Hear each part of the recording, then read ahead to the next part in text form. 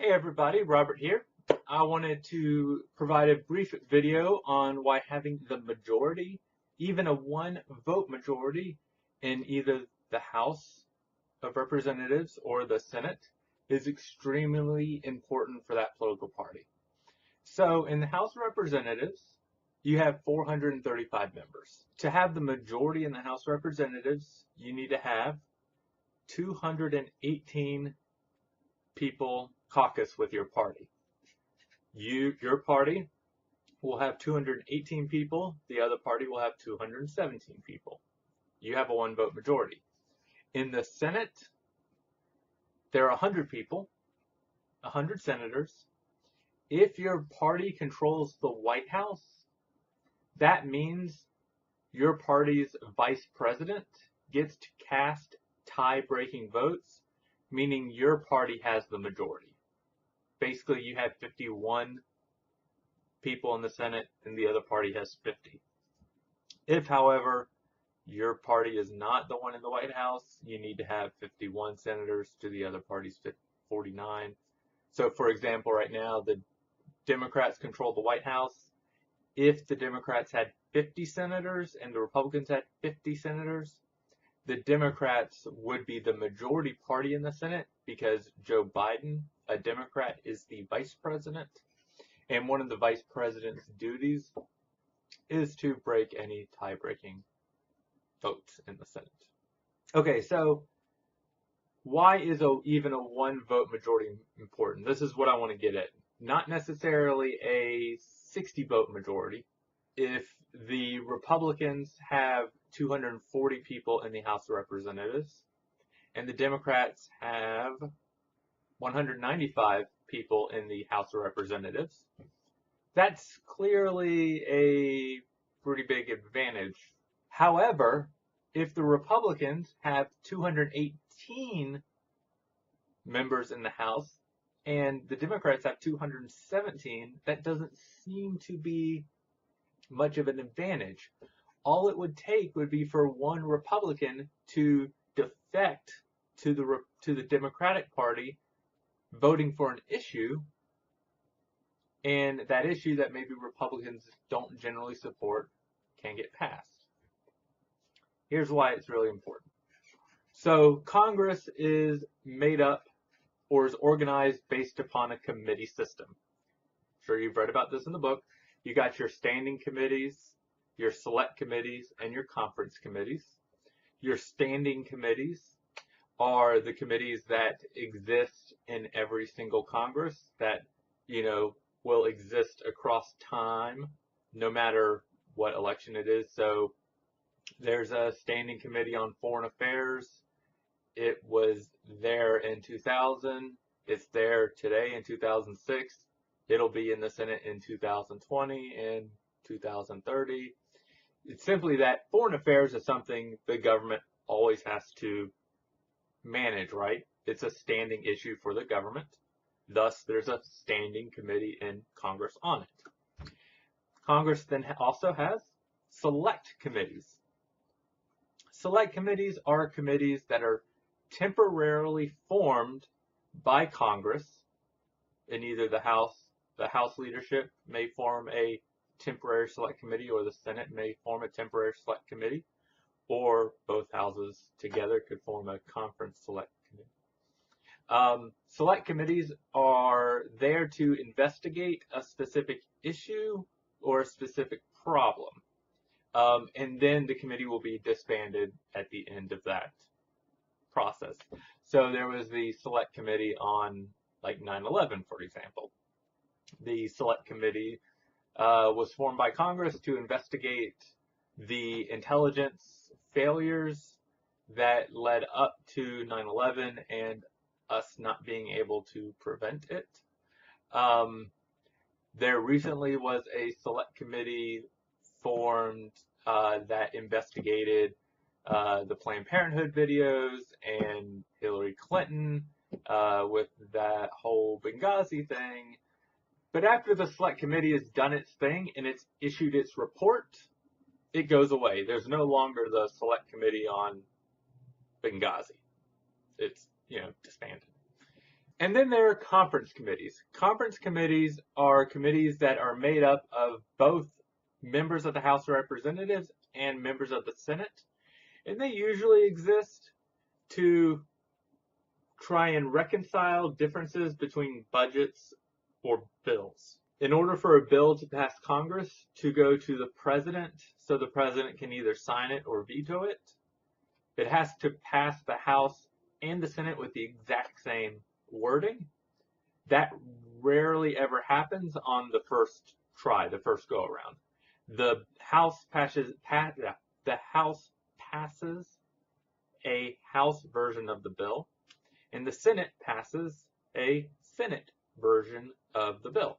They have to then work together to come up with the same bill that will pass both in the House and the Senate, and then it can go to the president, who will either then sign the bill and it becomes a law, or veto the bill and it goes back to Congress.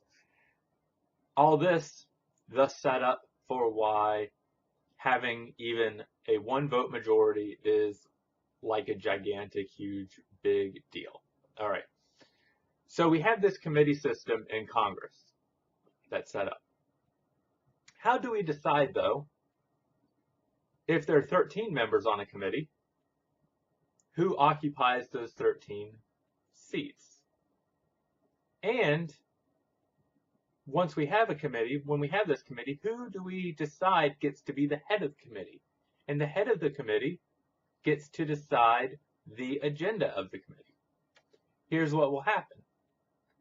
The Republicans, let's say, have a 218 vote to 217 vote majority, a one-person majority.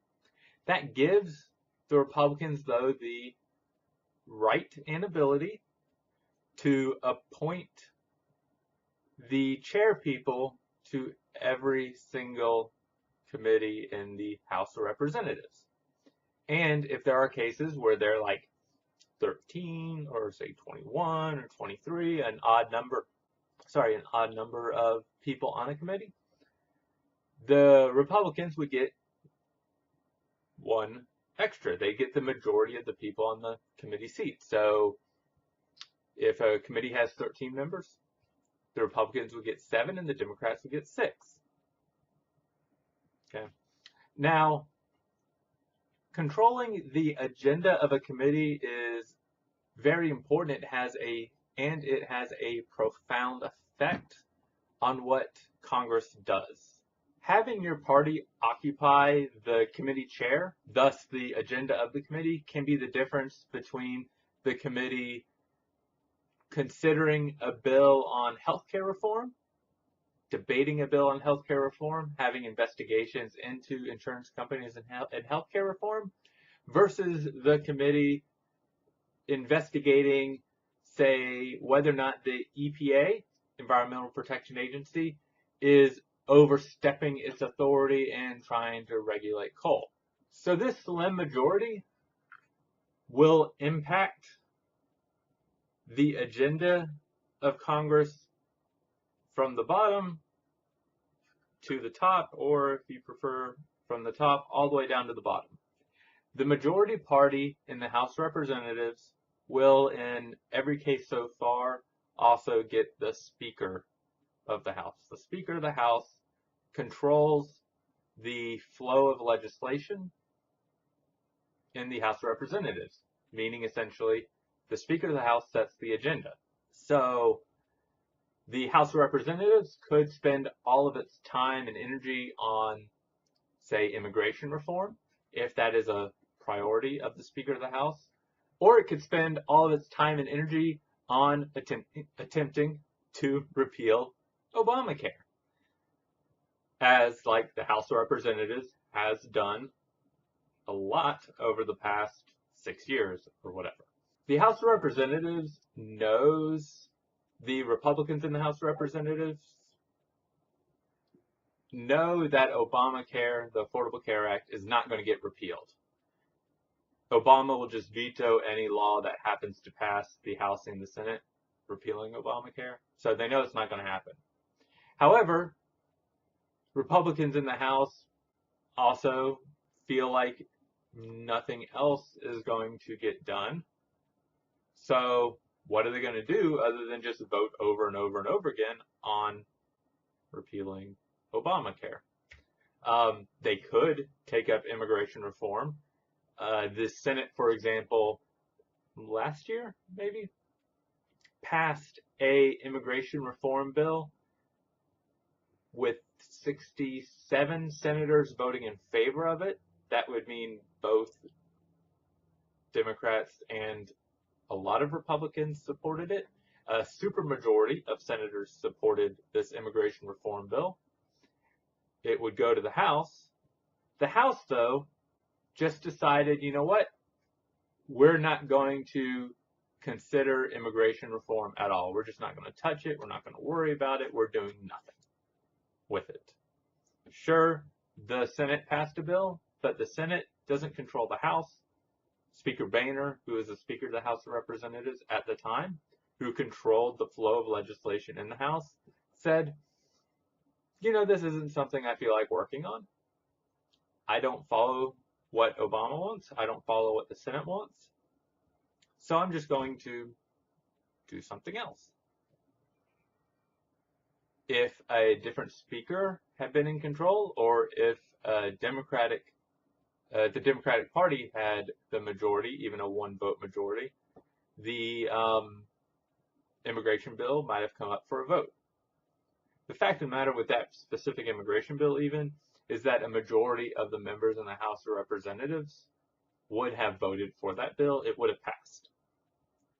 But a majority of Republicans opposed the bill, and because a majority of Republicans opposed the bill, Speaker Boehner decided to ignore the issue of immigration, even though the minority of Republicans that supported the bill and every Democrat that supported the bill would have allowed it to pass. Speaker Boehner just ignored it. And that's why having even the slimmest of majorities matters. Can make huge differences in what Congress does, what it focuses on, how Congress exercises that power. So, moral of the story, kind of my broader point, is don't discount what even a narrow victory or a narrow majority can do for the government. These things do make a big difference. So, if you were to be asked on a test question or something, why would a one-vote majority in the House of Representatives create a big difference in legislation or what the House does? You would know that the Speaker of the House and the heads of all the committees get to be chosen by that party that holds the one-vote majority, and the Speaker of the House and the chairpersonships in all the committees control the flow of the agenda, control the flow of legislation. Those committees will concentrate and deal with what that person cares about and what that party cares about. Okay? Cool.